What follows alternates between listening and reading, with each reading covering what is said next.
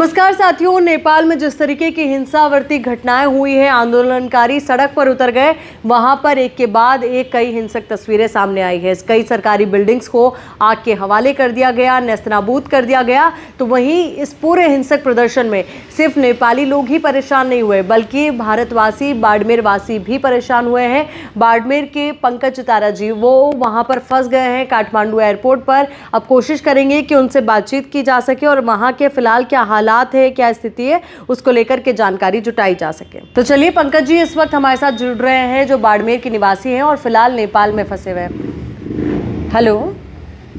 हाँ जी मैडम। हाँ, नमस्ते पंकज जी। नमस्ते। आपसे जानना चाहेंगे अभी आप कहाँ पर हैं नेपाल के अंदर, और अभी क्या हालात वहाँ के हैं? मैं अभी नेपाल एयरपोर्ट के अंदर, काठमांडू एयरपोर्ट से करीबन 700-800 मीटर के डिस्टेंस पर हूँ। कल सुबह हम लोग पहुंच गए थे बहुत ही जल्दी सिचुएशन को देखते हुए एयरपोर्ट पर, लेकिन वहाँ पे भी थोड़ी देर के अंदर एक एक करके सारी फ्लाइट्स कैंसिल होती गई और फिर हम लोगों को एयरपोर्ट खाली करने के लिए बोल दिया गया और ये बोला गया कि आप कोई भी आसपास में कोई होटल लेके वहाँ रहो। तो अभी मतलब आप एयरपोर्ट बिल्डिंग में भी नहीं है, आप मतलब बाहर किसी होटल में रुके? वहाँ से हमें निकाल दिया गया था, हमारा सामान भी हमारे बिना कंसेंट के लॉबी में यूं ही पटक दिया गया। ठीक है, और कि आप उसमें से ढूंढो और अपना सामान ले जाओ और यहाँ से निकलो। और जब वहाँ पे हालात खराब होने लगे तो क्या स्थिति बनी? आपको कैसे अंदाजा लगा कि हालात और खराब हो सकते हैं, हिंसक हो सकते हैं? सुबह जब पहुंचे थे तब तक तो सब एक बार का नॉर्मल लग रहा था। एक दो फ्लाइट्स आई थी और चली गई, तब तक ठीक लग रहा था, लेकिन थोड़ी देर बाद के अंदर एयरपोर्ट से ही बाहर की तरफ है ना धुआं उड़ता दिखाई दिया। तो मल्टीपल लोकेशन पे धुआं दिख रहा था, तब लगा कि सिचुएशन बहुत खराब है अब। और उसी के बाद में एक एक करके सारी फ्लाइट्स कैंसिल हो गई और नहीं किसी भी फ्लाइट को लैंड होने दिया, नहीं वहाँ से कोई फ्लाइट टेक ऑफ कर पाई। जब ये पूरा आंदोलन शुरू हुआ तब आप कहाँ पे थे नेपाल के अंदर? फिर वहाँ से आप काठमांडू तक कैसे पहुँचे? कोई व्हीकल आपको मिल पाया? रास्ते में आपने क्या क्या देखा उस दौरान? मेरे को इन्फॉर्मेशन नहीं थी कि किस तरह कोई वहाँ पे काठमांडू में कुछ सीन हुआ है। हम लोग कोई एक काली मंदिर गए हुए थे दर्शन करने के लिए। तो बाड़मेर से ही एक हमारे फ्रेंड है, उनका एक कॉल आया कि पंकज जी काठमांडू में हालत बहुत खराब है, आप कहाँ पे हो? तो मैं कहा नहीं, मैं तो अभी हम लोग एक टैक्सी करके आए हैं और बड़े आराम से हम लोग घूम भी रहे हैं यहाँ पे, कोई दिक्कत हुई नहीं। फिर दूसरे सोर्सेस से पता किया तो उसमें पता चला कि हाँ वाकई में कुछ 17 या 19 लोगों को मार दिया गया है और एक जगह एरिया को बिल्कुल ही ना सील कर दिया गया है। उसके बाद में हम लोगों ने भी जल्दी से फिर क्या किया कि अपने अपने होटल वहां से हम लोग रवाना हो गए और कहीं गए नहीं।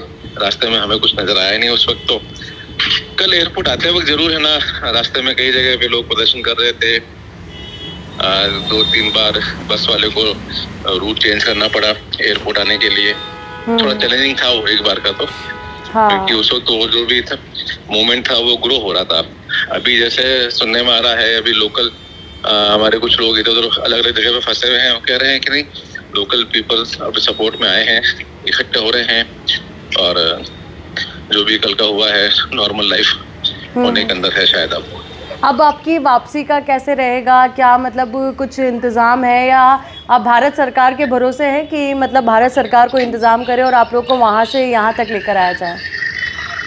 देखो, अगर फ्लाइट यहाँ से होती है और एयरपोर्ट ऑपरेशनल होता है तब तो मैंने कल एक टिकट वापस रिटर्न करवा रखी है। अच्छा। तो एक शो हो रही थी फ्लाइट, उसको मैंने करवा के रखी हुई है, लेकिन जो सिचुएशन है यहाँ पे उसके हिसाब से लगता नहीं कि वो भी कल कोई फ्लाइट लैंड करेगी या जाएगी। फिर इन बिटवीन अगर कोई नया डेवलपमेंट होता है तो मैं कुछ कह नहीं सकता। मैंने कल की एक फ्लाइट बुक करा रखी रिटर्न की, और दूसरा अगर वो भी नहीं होता है तो गवर्नमेंट के भरोसे ही है कि भाई वो कुछ करे और हमें यहाँ से निकाले। अभी मतलब आप लोग के खाने पीने की व्यवस्था किस तरीके से हो पा रही है? क्या कुछ इंतजाम वहाँ पे है? जिस होटल में है वो अभी सारी व्यवस्था कर रहे हैं वहाँ पे और पूरा सपोर्ट है। अभी खाने में हमें कोई दिक्कत नहीं हुई है।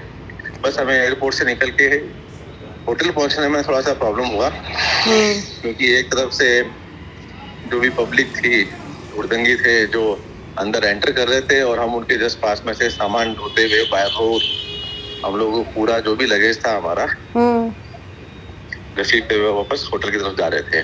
हमने कुछ 800 या 700-800 मीटर के आसपास का हम लोगों ने उस वक्त वो पैदल हम लोगों ने सामान घसीटा अपना वहाँ पे, और करीबन 54 लोग थे हम लोग हमारे ग्रुप के।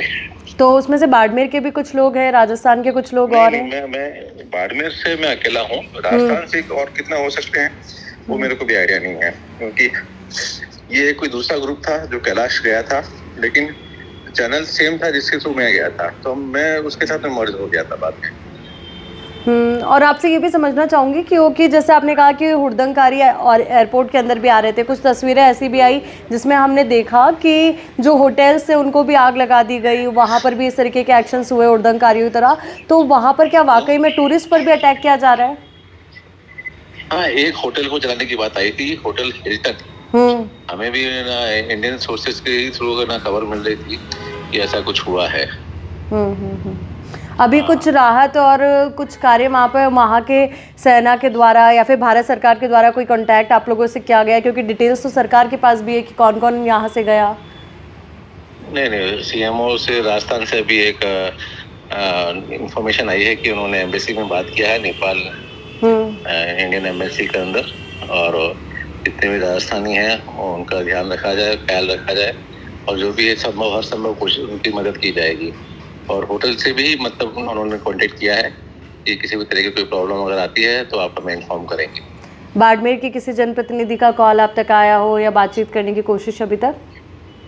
जिन जिनको पता चल रहा है सबके कॉल आ रहे हैं अभी जिन जिनको पता चल रहा है। कौन किसी का नाम अगर आप बताना चाहें कि जिन्होंने अभी हालचाल पूछा हो, जाना हो कि क्या स्थिति है? सभी के कॉल आ चुके हैं। यूँ समझो कि अब मैं परेशान हो गया जवाब देने। चलिए, तो मतलब अभी आप अच्छी स्थिति में, जानकर खुशी हो रही है कि आप अभी मतलब रिलैक्स्ड हैं, अच्छे से हैं वहाँ पर, और उम्मीद यही करते हैं कि जल्द से जल्द आप वापस यहाँ पर लौटें और अच्छे से बाड़मेर वासी आपका स्वागत भी करें। ओके जी, धन्यवाद आपका। Okay, thank you.